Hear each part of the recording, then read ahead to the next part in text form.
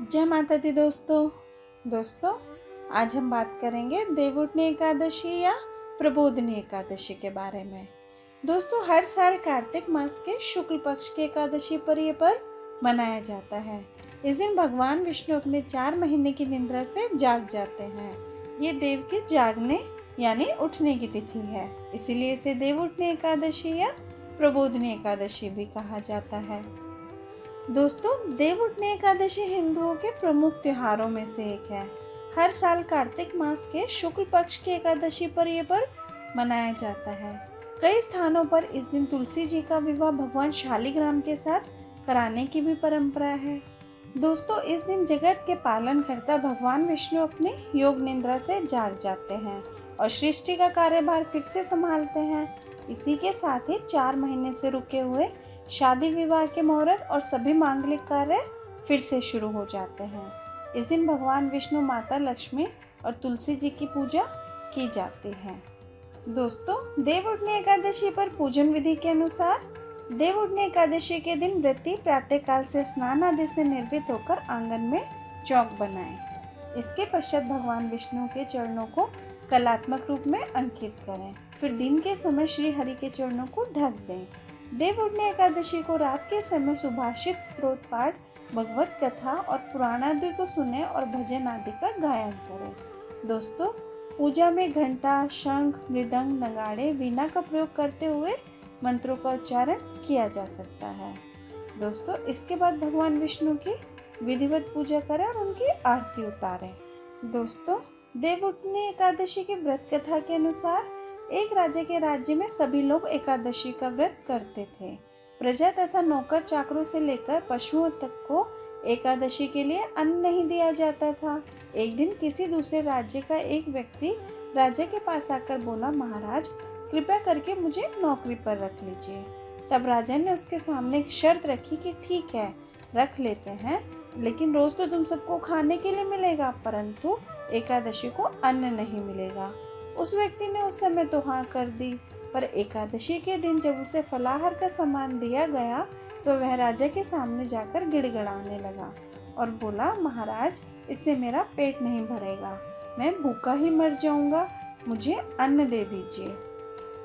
राजा ने उसे शर्त की याद दिलाई, पर वह अन्न छोड़ने को राजी नहीं हुआ। तब राजा ने उसे आटा, दाल, चावल आदि दिए। वह नित्य की तरह नदी पर पहुंचा और स्नान कर भोजन पकाने लगा। जब भोजन बन गया तो वह भगवान को बुलाने लगा, आओ भगवान, भोजन तैयार है। उसके बुलाने पर पीताम्बर धारण किए हुए भगवान चतुर्भुज रूप में आ पहुँचे तथा प्रेम से उसके साथ भोजन करने लग गए। भोजन आदि करके भगवान अंतर्ध्यान हो गए तथा वह अपने काम पर चला गया। 15 दिन बाद जब अगली एकादशी को वह राजा से कहने लगा कि महाराज, मुझे दुगना सामान दीजिए, उस दिन तो मैं भूखा ही रह गया था। राजा ने कारण पूछा तो उसने बताया कि हमारे साथ भगवान भी खाते हैं, इसलिए हम दोनों के लिए यह सामान पूरा नहीं होता। यह सुनकर राजा बड़ा आश्चर्यचकित हुआ। वह बोला, मैं तो नहीं मान सकता कि भगवान तुम्हारे साथ खाते हैं। मैं तो इतना व्रत रखता हूँ, पूजा करता हूँ, पर भगवान ने मुझे कभी दर्शन नहीं दिए। राजा की बात सुनकर वह बोला, महाराज, यदि विश्वास न हो तो आप साथ चलकर देख लीजिए। राजा एक पेड़ के पीछे छिपकर बैठ गया। उस व्यक्ति ने भोजन बनाया तथा भगवान को शाम तक पुकारता रहा, परंतु भगवान नहीं आए। अंत में उसने कहा, हे भगवान, यदि आप नहीं आए तो मैं नदी में कूदकर प्राण त्याग दूंगा। लेकिन भगवान नहीं आए। तब वह प्राण त्यागने के उद्देश्य से नदी की तरफ बढ़ा। प्राण त्यागने का दृढ़ इरादा जान शीघ्र ही भगवान ने प्रकट होकर उसे रोक लिया और साथ बैठकर भोजन करने लगे। खा पी कर वे उसे अपने साथ विमान में बिठाकर उसे अपने धाम ले गए। ये देखकर राजा ने सोचा कि व्रत उपवास से तब तक कोई फायदा नहीं होता जब तक मन शुद्ध नहीं होता। इससे राजा को ज्ञान मिला। वह भी मन से व्रत उपवास करने लगा और अंत में उसे स्वर्ग प्राप्त हुआ। दोस्तों, एक अन्य कथा के अनुसार एक राजा था। उसके राज्य में प्रजा सुखी थी। एकादशी को कोई भी अन्न नहीं बेचता था, सभी फलाहार करते थे। एक बार भगवान ने राजा की परीक्षा लेनी चाहिए।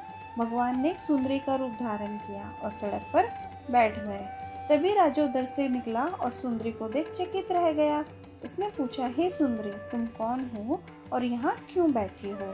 तब सुंदर बने भगवान ने कहा, मैं निराश्रिता हूँ, नगर में मेरा कोई जाना पहचाना नहीं है, किससे सहायता मांगूं?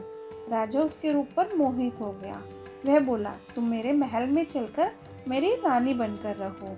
सुंदरी बोली, मैं तुम्हारी बात मानूंगी, पर तुम्हें राज्य का अधिकार मुझे सौंपना होगा। राज्य पर मेरा पूर्ण अधिकार होगा। मैं जो भी बनाऊंगी तुम्हें खाना होगा। राजा उसके रूप पर इतना मोहित था तो उसकी सभी शर्तों को स्वीकार कर लिया। अगले दिन एकादशी थी।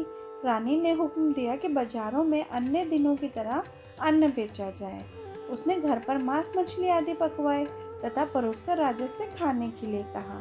यह देखकर राजा बोला, रानी, आज एकादशी है, मैं तो केवल फलाहार ही करूँगा। तब रानी ने शर्त की याद दिलाई और बोली, या तो खाना खाओ, नहीं तो मैं बड़े राजकुमार का सिर काट दूंगी।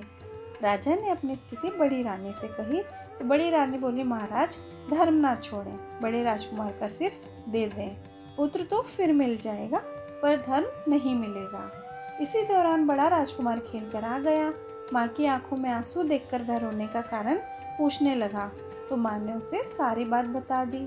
तब वह बोला, माँ, मैं सिर देने के लिए तैयार हूँ। पिताजी के धर्म की रक्षा होगी, जरूर होगी।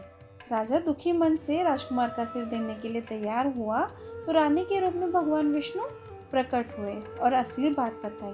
राजन, तुम इस कठिन परीक्षा में पास हुए हो। भगवान ने प्रसन्न होकर मन से राजा से वर मांगने को कहा तो राजा बोला, आपका दिया हुआ प्रभु सब कुछ है, बस हमारा उद्धार करें। उसी समय वहाँ एक विमान उतरा। राजा ने अपना राज्य पुत्र को सौंप दिया और विमान में बैठकर परम धाम को चले गए।